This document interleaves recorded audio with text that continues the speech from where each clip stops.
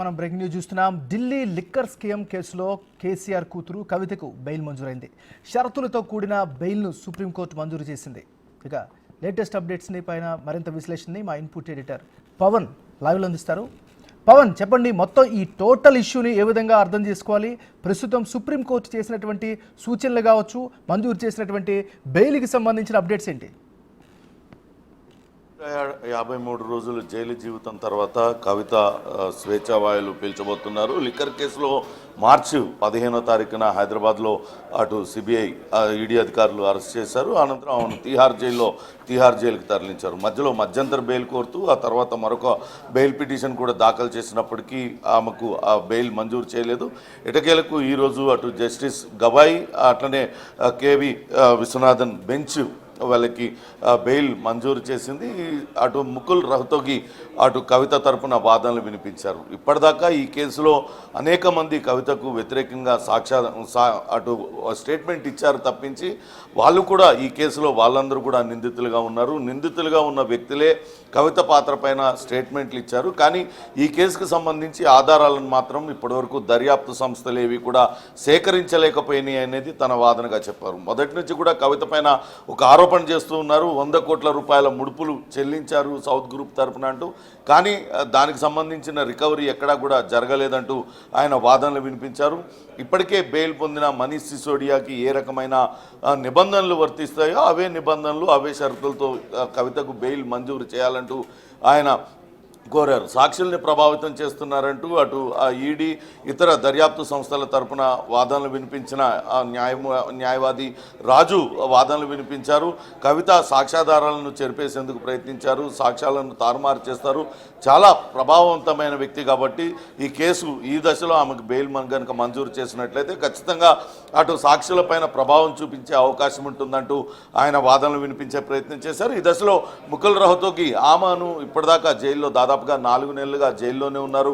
ఆమె కుటుంబ సభ్యులు కలిశారు, న్యాయవాదులు కలిశారు. వాళ్ళ ద్వారా ఎక్కడ కూడా సాక్షుల్ని ప్రభావితం చేయలేదు. ఆమె సమాజంలో పలుకుబడి కలిగిన వ్యక్తి. ఆమె ఎక్కడ కూడా విదేశాలకు వెళ్ళిపోరు. ఈ కేసు వ్యవహారంలో ఆమె అసలు ఎటువంటి జోక్యము చేసుకోరంటూ ఆయన వాదనలు వినిపించే ప్రయత్నం చేశారు. కానీ గతంలో జరిగిన కొన్ని పరిణామాలను కోర్టు దృష్టికి అటు దర్యాప్తు సంస్థల తరపున వాదనలు వినిపించిన అడ్వకేట్ రాజు తీసుకువచ్చారు. గతంలో అరుణ్ పిల్లై అటు కవితకు వ్యతిరేకంగా వాంగ్మూలం ఇవ్వడానికి సిద్ధపడ్డారు. దానికి సంబంధించిన స్టేట్మెంట్ను కూడా ఇచ్చారు. కానీ తిరిగి ఆయన తన స్టేట్మెంట్ను వెనక్కి తీసుకున్నారంటూ కోర్టుకు దృష్టికి తీసుకొచ్చారు. కవిత అటు ప్రభావవంతమైన వ్యక్తి కాబట్టి ఆయన స్టేట్మెంట్ ఇచ్చి వెనక్కి తగ్గారు. ఇటువంటివన్నీ కూడా జరుగుతాయి కాబట్టి ఆమెకు బెయిల్ మంజూరు చేయొద్దంటూ ఆయన వాదనలు వినిపించారు. ఇప్పటికే ఈ కేసులో దాదాపుగా 493 మంది సాక్షుల్ని విచారించారు. 5000 పేజీలకు పైగా డాక్యుమెంట్లన్నీ కూడా తీసుకొచ్చారు. డాక్యుమెంట్లను కూడా చూశారంటూ చెప్పారు.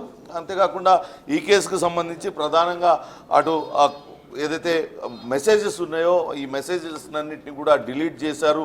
ఆమె సాక్ష్యం దొరకకుండా చేసేందుకు ప్రయత్నించారంటూ అటు దర్యాప్తు సంస్థల తరపు న్యాయవాది వాదనలు వినిపించే ప్రయత్నం చేశారు. ఒక దశలో సుప్రీంకోర్టు జోక్యం చేసుకొని సహజంగానే మెసేజ్లు లేకుంటే ఫోన్లో డాటా ఫుల్ అయిపోయినప్పుడు డిలీట్ చేస్తూ ఉంటారు కదా అంటూ అటు కోర్టు ప్రశ్నించింది. కానీ డిలీట్ చేయడం వేరు, ఫార్మాట్ చేయడం వేరు. కంప్లీట్గా ఆమెకు నోటీసులు ఇచ్చిన వెంటనే అప్పటిదాకా ఆమె వాడిన ఫోన్లన్నింటినీ కూడా ఫార్మాట్ చేసి వాటిని తన వద్ద పనిచేసే వాళ్లకు ఇచ్చేశారు. ఇదంతా కూడా అటు సాక్ష్యాధారాలను చెరిపివేసే ప్రయత్నం చేశారంటూ అటు ఆ కోర్టులో వాదనలు వినిపించే ప్రయత్నం చేశారు. అలానే ఈ కేసుకు సంబంధించి ఇంకా మరికొంతమంది నిందితులు వాళ్ళు ఇచ్చిన స్టేట్మెంట్స్ అన్నింటినీ కూడా కోర్టులో ప్రస్తావించారు. కానీ ఆ స్టేట్మెంట్స్ ఇచ్చిన నిందితులందరూ కూడా ఈ కేసుతో సంబంధం ఉన్న వాళ్ళందరూ కూడా అప్రూవల్గా మారిన తర్వాత బెయిల్ తీసుకున్నారు. కానీ అటు కవితకు ఈ కేసుకు ఎటువంటి సంబంధం లేదంటూ ఆయన వాదనలు వినిపించారు. ఖచ్చితంగా కేవలం సహనిందితులు ఇచ్చిన వాంగ్మూలాల ఆధారంగా ఆమెను జైల్లోనే ఉంచడం సరికాదు అంటూ చెప్పారు. కానీ మొదటి నుంచి కూడా ఈడీ పూర్తిగా ఈ కేసులో అటు కవితకు వ్యతిరేకంగా వాదనలు వినిపిస్తూ వచ్చింది. ఖచ్చితంగా కవిత పాత్ర పైన ఇప్పటికే చాలా స్పష్టమైన ఆధారాలు సేకరించామంటూ చెప్పింది. లిక్కర్ స్కామ్కు సంబంధించి ఆమె సౌత్ గ్రూప్ ఏర్పాటులో కవితనే కీలకంగా వ్యవహరించారు. ఈ 100 కోట్ల రూపాయలు ఆప్ నేతలకు చెల్లించారు. అటు ఆడిటర్ బుచ్చబాబుతో కలిసి ఆ లిక్కర్ పాలసీలో మార్పులు చేర్పులు చేశారు. అక్కడ కొంతమంది వ్యక్తులకు ఆమె డబ్బు అందజేశారు. దానికి సంబంధించి కవిత ఢిల్లీ పిఏగా ఉన్న వ్యక్తి కూడా వాంగ్మూలాన్ని నమోదు చేశామంటూ అటు ఆ వాదనలు వినిపించే ప్రయత్నం చేశారు. కానీ అటు ముకుల్ రోహ్తగి చేసిన వాదనల వైపే కోర్టు మొగ్గు చూపింది. దాంతో ఆమెకు బెయిల్ మంజూరు చేస్తున్నట్లుగా చెప్పింది. వాస్తవానికి మార్చి 15వ తారీఖున కవిత అరెస్టు జరిగింది. దానికన్నా ముందు 10 రోజుల ముందు ఈడీ నోటీసులు ఇస్తే ఈడీ నోటీసులకు కవిత హాజరు కాలేదు. మొట్టమొదటిగా 2022 జూలైలో లిక్కర్ స్కామ్ వెలుగులోకి వచ్చింది. ఆ తర్వాత 5 నెలల తర్వాత సిబిఐ అధికారులు ఆమె నివాసంలోనే ఆమెను విచారించారు. 7 గంటల పాటు విచారించారు. 2023 మార్చి 11వ తారీఖున మొట్టమొదటిసారిగా ఈడీ విచారణకు ఢిల్లీలో కవిత హాజరైంది. ఆ తర్వాత 16, 20వ తారీఖు, 21వ తారీఖున ఢిల్లీలోనే కవితను విచారించారు. ఆ సందర్భంగా కవిత తాను వాడేసిన 8 ఫోన్లను కూడా ఈడీ అధికారులకు ఇచ్చారు. గతంలో ఇప్పటికే ఈ కేసుకు సంబంధించి 2 ఛార్జ్షీట్లు దాఖలయ్యాయి. ఈ 2 ఛార్జ్షీట్లలో కూడా కవిత ప్రస్తావన వచ్చింది. మొదట్లో కవిత ఫోన్ నెంబర్తో పాటు ఆమె ఎవరెవరితో మాట్లాడింది, ఏం మాట్లాడింది అనే వివరాలన్నింటినీ కూడా ఇచ్చారు. అట్లనే ఒక లిక్కర్ బ్రూవరీ కంపెనీలో డిస్టిలరీలో కవిత ఆమె పార్ట్నర్గా ఉన్నారు, అరుణ్ పిల్లై పార్ట్నర్గా ఉన్నారు. కానీ వాస్తవానికి అరుణ్ పిల్లై కాదు పార్ట్నర్, కవితనే పార్ట్నర్, అరుణ్ పిల్లై కవితకు బినామీ అనే వాదనలు కూడా అటు దర్యాప్తు సంస్థలు అన్నీ కూడా చెప్తూ వచ్చాయి. కానీ అటు అరుణ్ పిల్లైకి సంబంధించి వాదనలు కూడా చేశారు. అరుణ్ పిల్లై సాక్షిగా ఆయన ముందుకు వచ్చి తర్వాత వెనక్కి తగ్గడం, ఇవన్నీ కూడా ఈ దశలో కనుక కవితకు బెయిల్ మంజూరు చేస్తే కొంతవరకు దర్యాప్తుకు ఇబ్బంది ఎదురవుతుందంటూ అటు దర్యాప్తు సంస్థల తరపు న్యాయవాది వాదనలు వినిపించారు. కానీ ఇక్కడ ముకుల్ రోహ్తగి చేసిన చాలా కీలకమైన వాదనలు, వాటిలన్నింటినీ కూడా కోర్టు పరిగణలోకి తీసుకున్నదనే భావించాలి. ఎప్పుడు కూడా తాము సిద్ధంగా ఉన్నాము, విచారణకు సిద్ధంగా ఉన్నాము, ఎక్కడా కూడా కవిత విచారణను తప్పించుకోవాలని చూడలేదు. ఆమె స్వచ్ఛందంగా ఆమంతటా ఆమె మొదటిసారిగా విచారణకు హాజరైంది. దాదాపుగా 7 గంటల పాటు సిబిఐ అధికారులు ఆమె నివాసంలో హైదరాబాద్లో విచారించారు. ఆ తర్వాత ఈడీ అధికారులు కూడా 4 రోజుల పాటు దాదాపుగా 20 గంటలు పైగా ఆమెను దాదాపు 30 గంటలు పైగా ఆమెను విచారించారు. విచారణలో అన్ని విషయాలు కూడా వెల్లడించింది. కేవలం స్టేట్మెంట్ల ఆధారంగానే, సహనిందితులు ఇచ్చిన స్టేట్మెంట్ల ఆధారంగానే ఈమెను జైల్లో ఎలా ఉంచుతారు, ఈమె బెయిల్ పొందడానికి పూర్తి అర్హత ఉన్నది, ఈమె ఇక్కడ కూడా కేసులో ప్రభావితం చేయలేదు, సాక్షులను ప్రభావితం చేయలేదంటూ ఆయన చేసిన వాదనల వైపు మొగ్గు చూపింది. ఈ కేసులో బెయిల్ పొందేందుకు ఎటువంటి షరతులు విధించినా సిద్ధంగా ఉన్నామని చెప్పడంతో షరతులతో కూడిన బెయిల్ని అయితే మంజూరు చేసింది. చూడాలి, ఇప్పటికే అటు BRS working president KTR, Harish Rao, ఇతర నాయకులందరూ కూడా, నేతలందరూ కూడా ఢిల్లీ చేరుకున్నారు. వీలైనంత త్వరగా కోర్టు విధించిన షరతులకు సంబంధించిన ప్రక్రియ అంతా కూడా పూర్తి చేస్తారు. బాండ్స్ సమర్పించడం కానీ ఇతరత్ర ప్రక్రియ అంతా పూర్తి చేసి వీలైతే ఈరోజు సాయంత్రమే ఆమెను తీహార్ జైలు నుంచి ఆమెను బయటకు తీసుకొచ్చే ప్రయత్నం అయితే నేతలు చేస్తున్నట్టుగా తెలుస్తుంది. మొత్తం మీద సుదీర్ఘంగా జైల్లోనే గడిపారు. ఇటీవల కేటీఆర్ కూడా ఆయన మాట్లాడారు, రగులుతున్న అగ్నిపర్వతంలాగున్న బిడ్డను కావాలనే జైల్లో పెట్టారు. ఇంతవరకు కేసీఆర్ ఒక్కసారి కూడా అటు కవితను జైల్లో పోయి కలవడానికి ఆయన ప్రయత్నించలేదు. కానీ ఆయన ఫామ్ హౌస్కే పరిమితం అయిపోయారు.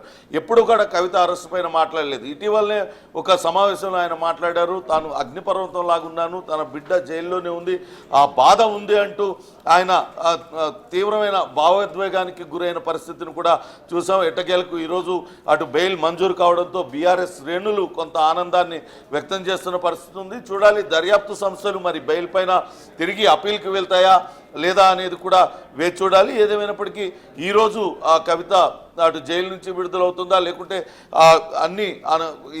ఇవన్నీ కూడా ప్రక్రియలు పూర్తి చేసుకొని జైలు నుంచి విడుదలవుతుందా, లేకుంటే రేపు విడుదలవుతుందా అనేది కూడా చూడాలి. ఇక్కడ బీఆర్ఎస్ శ్రేణులు మాత్రం సంబరాలకి సిద్ధమవుతున్న పరిస్థితి అయితే ఉంది.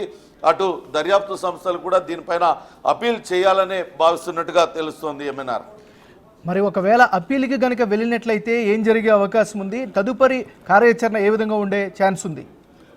ఖచ్చితంగా ఇప్పటికే మనీష్ సిసోడియాకి బెయిల్ మంజూరు చేసింది. గతంలో అటు ఢిల్లీ ముఖ్యమంత్రిగా ఉన్న కేజ్రీవాల్కు బెయిల్ మంజూరు చేసింది. కేజ్రీవాల్ బెయిల్ పైన అటు అపీల్కి వెళ్ళారు, బెయిల్ రద్దయింది. తిరిగి ఇక్కడ మనీష్ సిసోడియా విషయంలో కూడా వాళ్ళు అపీల్కి వెళ్ళారు, సుప్రీంకోర్టులో దానిపైన వాదనలు జరుగుతున్నాయి. దీనిపైన కూడా అదే తరహా వాదనలు జరిగే అవకాశం ఉంటుంది. అయితే ఇప్పటికే కవిత విషయంలో చాలా స్పష్టమైన వాదనలు ముకుల్ రోహ్తగి వినిపించారు. ఎక్కడ కూడా కేసును ప్రభావితం చేయం, ఎటువంటి షరతులు విధించినా లోబడి ఉంటామని చెప్పిన నేపథ్యంలో అపీల్కి వెళ్ళినప్పటికీ కూడా అక్కడ వాదనలు జరిగే అవకాశం ఉంటుంది. ఇప్పటికే ఛార్జ్షీట్లు కూడా దాఖలైపోయినాయి, అంటే కేసు విచారణ ముగిసినట్లే. ఈ దశలో ఇంకా ఆ నిందితురాలుగా చెప్పబడుతున్న కవిత ఇంకా జైల్లోనే ఉండాల్సిన అవసరం లేదు. దర్యాప్తు పూర్తి స్థాయిలో అయిపోయిన తర్వాతనే ఆ ఛార్జ్షీట్ దాఖలు చేస్తారు కాబట్టి ఇంకా ఆమెను జైల్లో ఉంచడం సరికాదు. సహజ న్యాయ సూత్రాలకు విరుద్ధంగా ఆమెను ఇప్పటికే 4 నెలలకు పైగా జైల్లోనే ఉంచారు కాబట్టి ఆమెను విడుదల చేయాలంటూ అటు ముకుల్ రోహ్తగి చేసిన వాదనల వైపు మొగ్గు చూపిన సుప్రీంకోర్టు ఆమెకు బెయిల్ మంజూరు చేసింది. అయితే ప్రస్తుతానికైతే ఢిల్లీలోనే బీఆర్ఎస్ అగ్రనేతలందరూ కూడా ఉన్నారు. ఆమెకు బెయిల్ ప్రక్రియకు సంబంధించి ఆ ప్రక్రియ పూర్తయిన వెంటనే ఆమెకు ఘనంగా స్వాగతం చెప్పి ఆమెను హైదరాబాద్ తీసుకొచ్చే అవకాశం అయితే ఉంది ఏమన్నారు. Right, thank you Pawan.